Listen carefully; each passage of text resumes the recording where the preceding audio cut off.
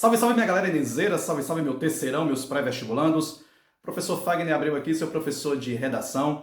Olha só, domingo agora, né, dia 1º, acontece a prova da UESB, né? E no dia 1º é a prova de redação, né? A prova de língua portuguesa, a prova de língua estrangeira, né? E a prova de redação também. O que acontece? Nós vamos hoje, né, fazer aqui uma breve revisão sobre a redação da UESB, que é uma prova um pouco diferente da do Enem que vocês estão acostumados, tá? Ok? Então vamos lá, olha só. A prova acontece no dia 1º e no dia 2, né? No dia 1º é a prova de língua portuguesa, literatura brasileira, língua estrangeira, né? No caso você escolheu lá inglês, francês ou espanhol, né? A prova de língua portuguesa tem 15 questões e a prova de língua estrangeira tem 10 questões. A duração da prova é de 4 horas e 30 minutos, incluindo a nossa redação, ok? Já no dia 2, vocês têm as provas aí de ciências humanas, né? História, geografia e conhecimentos contemporâneos, ou seja, atualidades, e também de ciências da natureza, né? Física, química e biologia. Cada uma com 20 e 25 questões, respectivamente, com uma duração de 4 horas, beleza? Então, vamos partir aqui para o que nos interessa, que é a redação da UESB, né? Olha só, do peso da prova, né? O desempenho do candidato será mensurado, levando-se em conta os pesos específicos de cada prova, de acordo com a área de conhecimento do curso pretendido, conforme o quadro abaixo, né? E vocês estão vendo aí, ó, tá vendo?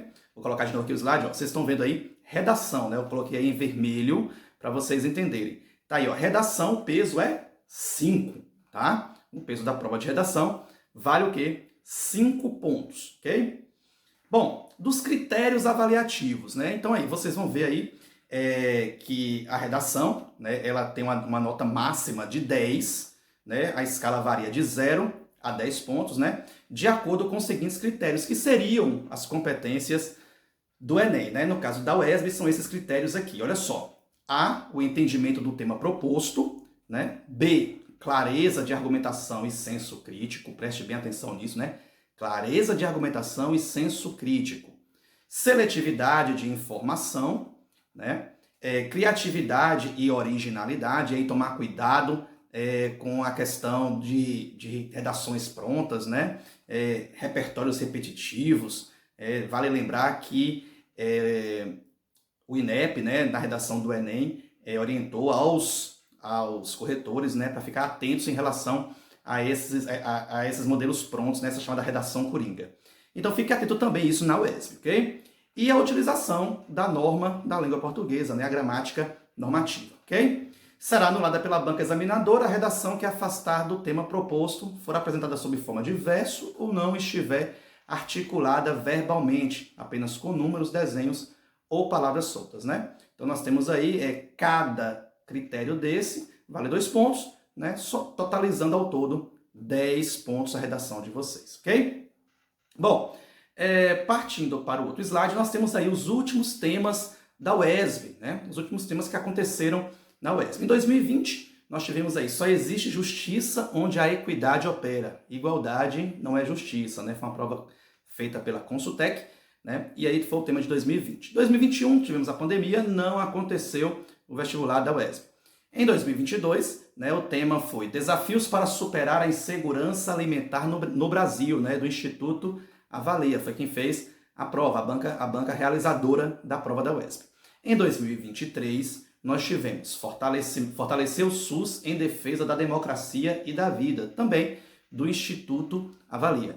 Em 2024, né, nós tivemos Alimentação saudável no Brasil, caminhos, possibilidades e reflexo da banca IDCAP. Vemos aí que 2022, 23 e 24, né, vocês podem ver aí que foram temas voltados mais para a saúde, né?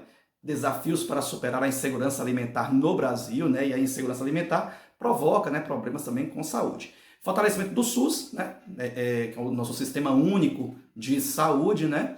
E a questão da alimentação saudável, né? Também que é focada na questão da saúde também, ok? Então nós tivemos esses últimos temas aí da UESB. Agora, como entender aqui o modelo de redação da UESB, né? Eu disse aqui no início que é um pouquinho diferente do Enem, né? Olha só, na estrutura macro é igual, né? Vocês estão vendo aí, ó, introdução, desenvolvimento 1, desenvolvimento 2 e a conclusão, ok? Então, na estrutura macro, vocês veem que não tem diferença nenhuma da redação do Enem. Agora, quando a gente vai tratar da estrutura micro, né, aí sim vocês vão ver algumas diferenças. Olha só, na introdução, né, o que é que vocês vão ter que fazer? Vão ter que manter uma citação para iniciar o repertório sociocultural, ok? Em seguida, você vai colocar sua tese, sua opinião de forma reduzida. Depois, né, e aqui vocês vão ver que aqui tem um pouco de diferença do Enem, né? Não precisa colocar argumentos já definidos, né?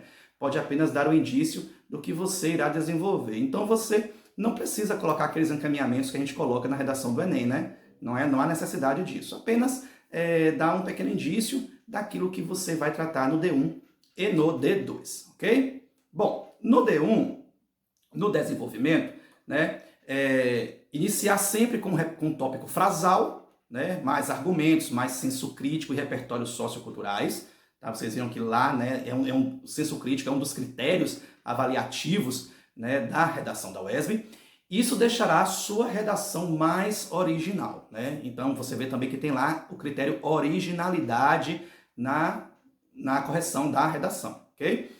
Já a conclusão, né, não é necessário fazer uma proposta de intervenção, né, não pede proposta de intervenção, né, se você quiser colocar também não tem problema nenhum, né, mas não é necessário. E pode ser feito um resumo de tudo que você argumentou dentro da sua redação e fazer um fechamento, né, da sua conclusão. Então, você vê que há um pouco de diferença, né, na introdução você não precisa... Não há uma necessidade de você colocar um encaminhamento ali, né? O desenvolvimento, sim, você tem que colocar um senso crítico, é importante isso ali, né? Um senso crítico na sua redação, né? Mais argumentos, mais repertórios, né? Fique atento a isso, né? E eu fiz aqui para vocês ao longo do ano o Fagneflix, né? Que foi bem interessante ali, né? Com alguns repertórios fílmicos, né? Grandes citações de grandes mestres, né? Então, quem esteve comigo durante o ano letivo, teve em PDF o Fagneflix lá.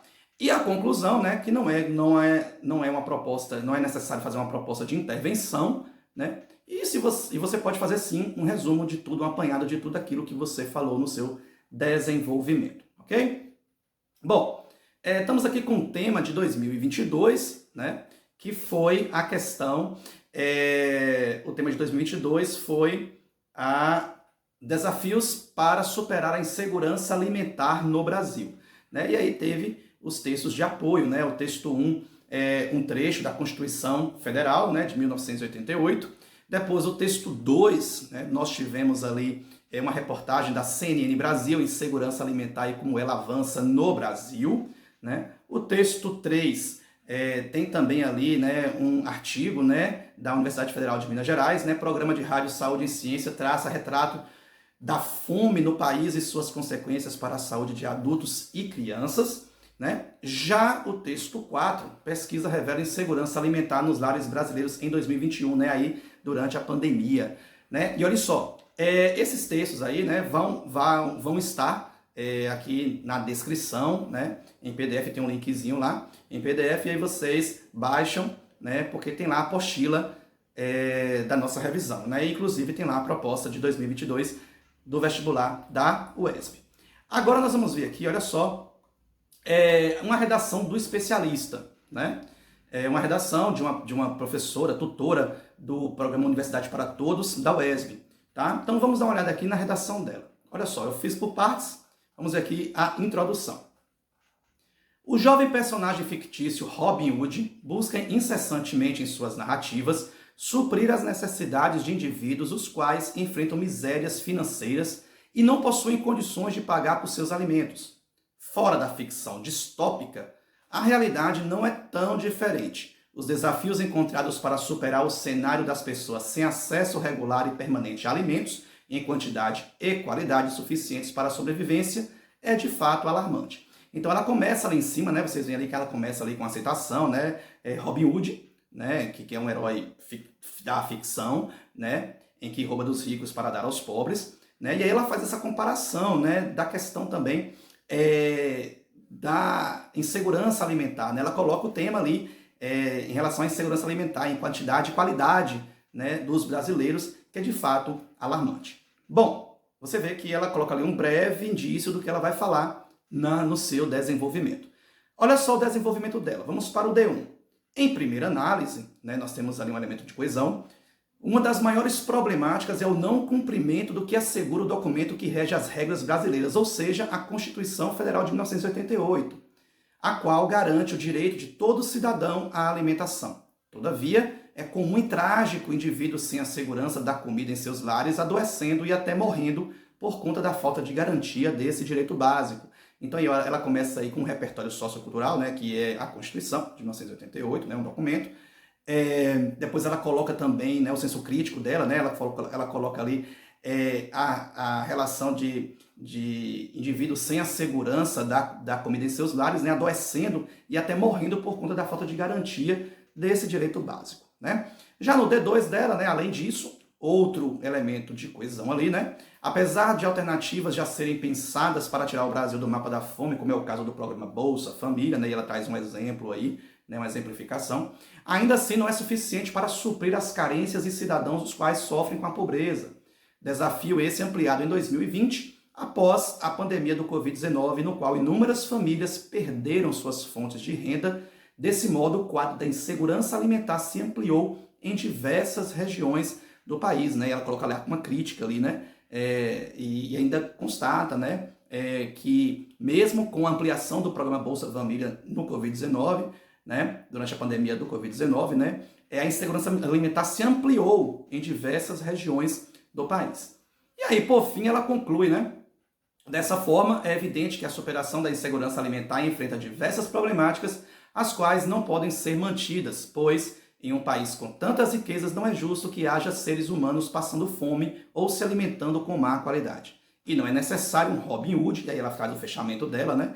E não é necessário um Robin Hood para solucionar esses desafios, apenas a efetivação de fato das ações de garantia de comida para todos os brasileiros. Ok? Então tá aqui a redação dela, o fechamento dela, a conclusão dela, né? Um breve resumo, né? Um breve apanhado de tudo que ela falou, mas o fechamento, né? Ela fez uma citação lá na introdução com relação a Robin Hood e fecha, né, com também Robin Hood lá na sua conclusão. Tá? Olha só, vamos ver aqui uma redação nota 9 da UESP de 2022, com o mesmo tema, né? De Karen Cardoso. Olha só. A obra cinematográfica Que Horas Ela Volta retrata a história de Val, onde muito cedo saiu do Nordeste para trabalhar como doméstica no Sudeste. A história aborda as diferenças sociais entre Val e seus patrões, destacando a diferença alimentar entre eles. De forma análoga à ficção, a realidade do povo brasileiro mais pobre se assemelha de Val. De um lado, a falta de oportunidades aos menos assistidos, do outro, por consequência, o crescimento da carência alimentar nos lares brasileiros. Então ela começa com uma citação ali, o filme Que Horas Ela Volta, né? Ela coloca o tema na introdução, e aí ela faz ao estilo Enem, né? A falta de oportunidade aos menos assistidos, né, que é o primeiro encaminhamento, e o crescimento da carência alimentar nos lares brasileiros, que é o segundo encaminhamento. Vamos para o D1 dela. Em primeira instância, desde a formação do Brasil no período colonial, o país foi fundado em desigualdade social, o qual perpassa até o ar da contemporaneidade. A falta de oportunidades empregatícia para os mais pobres e a carência de políticas públicas voltadas para essas pessoas agrava a disparidade social, né? Então ela coloca aí já um ponto crítico, né, em relação ao que ela aborda. Segundo o Instituto de Pesquisa de Economia da USP, o aumento da inflação nos últimos 4 anos no Brasil chegou a 63% a mais comparado aos anos 90, desse modo ocasionando o aumento de preço em todo o setor alimentício, né, mais um ponto crítico aí, e também repertório. Assim sendo, as diferenças sociais, juntamente com a mudança de um cenário econômico do país, agrava a insegurança alimentar. Vamos para o D2 dela. Em segunda instância, por conseguinte, parafraseando um trecho do livro Prato Nosso de Cada Dia, do Dr. Drauzio Varela, a fome é um bicho que grita e sempre ataca os mais vulneráveis, né? Então ela traz ali um repertório sociocultural, que é um trecho do livro de Drauzio Varela. Segundo essa visão, a redução do poder de compra dos brasileiros vem crescendo ano após ano. A exemplo disso, os alimentos mais baratos oferecidos em supermercados apresentam um teor maior de sódio, gorduras saturadas e baixa de nutrientes, comparado aos mais caros, que sempre são os mais saudáveis e nutritivos, porém inatingível para a camada mais pobre da sociedade. Está vendo aí uma crítica que ela traz. Desse modo, a população pobre sofre com a restrição alimentar, não por escolha, mas sim por falta de condições. E aí vem a conclusão dela, ela fez ao estilo Enem, né? Parafraseando o sociólogo Oscar Wilde, a conformidade com a realidade é o primeiro passo para iniciar grandes mudanças. Sob essa ótica, faz necessário que o Estado, agente responsável pelo bem-estar dos seus cidadãos, detalhamento, através do Ministério da Economia, agente, realize medidas para a redução da inflação no setor alimentício, ação, a fim de aumentar o poder de compra dos mais pobres. Efeito, que o Ministério da Cidadania, agente, desenvolva políticas públicas voltadas para essas pessoas, ação, com a finalidade de melhorar a condição de vida dos mesmos e assegurar o direito a elas concedidas pelo Estado. Né? Então vimos aí uma conclusão ao estilo Enem, de Karen, que tirou nota 9 na redação da UESB do vestibular de 2022. Por fim, para finalizar aqui a nossa videoaula, temos aqui, né, possíveis temas da UESB, né, que podem cair este ano no vestibular da UESB. Olha só, eu selecionei aqui 8 temas, né, alguns baseados no que a gente está vendo, né, no Brasil e no mundo, né, alguns problemas no Brasil e também no mundo, mas também eu selecionei 2 possibilidades de temas voltadas para o repertório de livros que a UESB pediu, né, que são os livros adotados pelo vestibular da UESB, e também em relação aos filmes. Olha só, desafios para a segurança pública nos estados brasileiros, né, eu coloquei um tema aí, a Bahia, por exemplo, vem sofrendo também com relação à segurança pública, né, alto índice de violência, né, impactos da inteligência artificial no desenvolvimento cognitivo das crianças, jovens e adolescentes brasileiros, né? Uma coisa que vem sendo discutida atualmente, né? Saúde mental em foco, como a era tecnológica tem afetado os jovens brasileiros.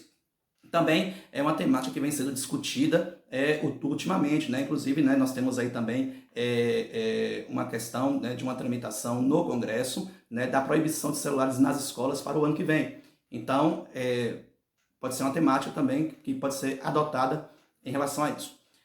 Caminhos para combater o racismo no Brasil no século XXI. E aí começa o primeiro tema que eu coloquei, né, focado nas obras adotadas e nos filmes adotados também pela UESB, né, que o filme é Branco Sai, Preto Fica, né, o outro é Café com Canela, né, e Travessia, né, que é um curta-metragem.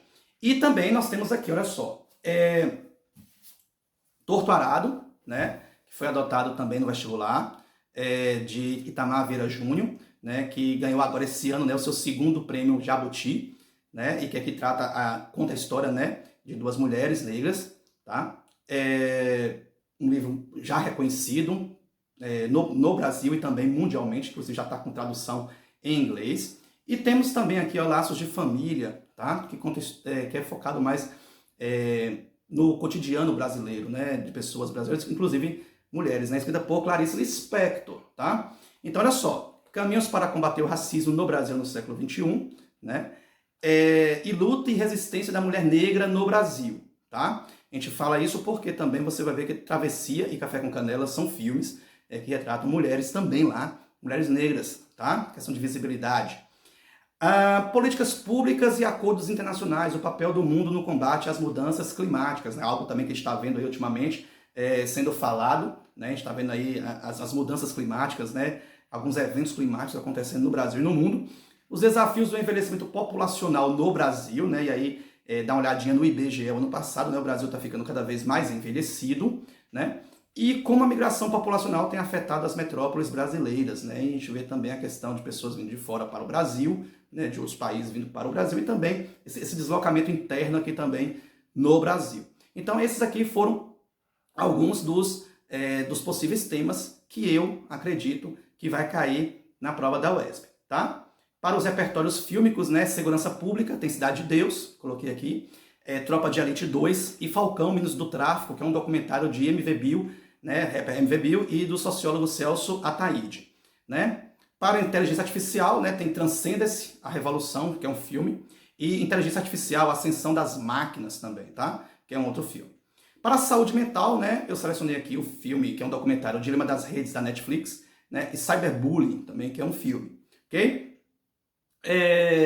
Para tendências, né, eu coloquei aqui Os Delírios do Consumo, de Beck Bloom, né, que é um filme, e O Diabo Veste Prada também, que é outro filme.